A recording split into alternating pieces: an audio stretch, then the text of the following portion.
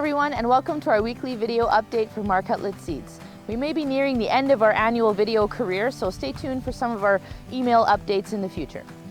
I'm in a field of P7822AM in the Niverville area with some preliminary counts. This corn should be close to 200 bushels an acre, which is absolutely phenomenal. There is some really fantastic looking corn in this area and on the western side of our territory. As far as maturity goes, a lot of this corn is nearing brown layer. A lot of the earlier grain corn is actually in brown or black layer already, which is approximately 30%, which is great.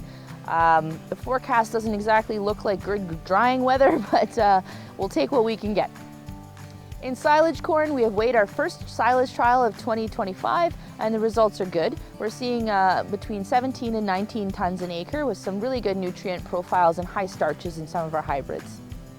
We will have a more detailed trial summary in the next few weeks after we weigh a couple more corn silage trials. Northern corn rootworm is a persistent problem in our area, and it will not be going away anytime soon because we're still going to grow corn.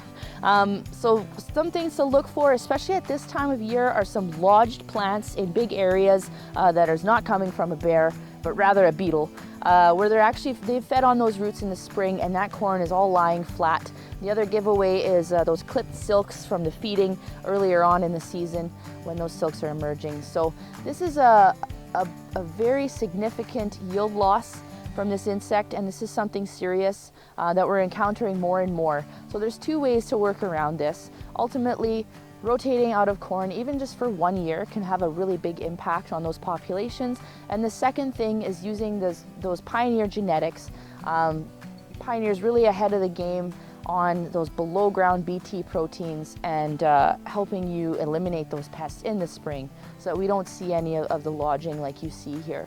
So if you have any questions on that, please let us know. On that note, looking into 2026, our 3% booking deadline is October 17th.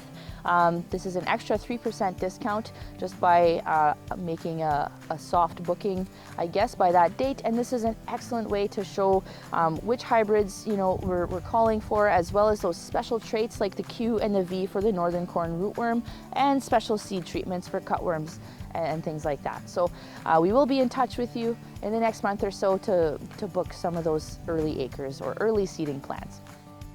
I've now moved to one of our soybean fields in the St. Adolphe area where we have a PKP. These are our P007 A68Es, and these are our P008 Z25Es. The yield potential looks really great in here. You'll notice a bit of a height difference on the 008s. This was definitely our most popular bean for 2025 and looking into 2026 as well. If you have any questions about your soybeans at this point, please do not hesitate to ask. Most soybeans in our area are turning into that R6, R7 stage where they're disconnected from the pod and drying up. We have had reports of approximately 14 to 18% on soybeans, with some guys poking around out there in fields, and we've had reports from neighboring reps that have pulled off some soybean trials already with 50 bushels or more. So really good yield potential, I think, for this fall, and we're excited to get on the weigh wagon. For canola, some growers still struggling to get that finished, my husband included, but things are going well there in terms of yield as well. And for our first 3 canola bookings for 2026, we have a nice little cooler pack bundle for you. So if you've been thinking about trying Pioneer canola or a brand new P1540L, now's the time. We have a nice little gift pack for our first 3 bookings for 2026. On that note, thanks very much for watching our video and have a great weekend.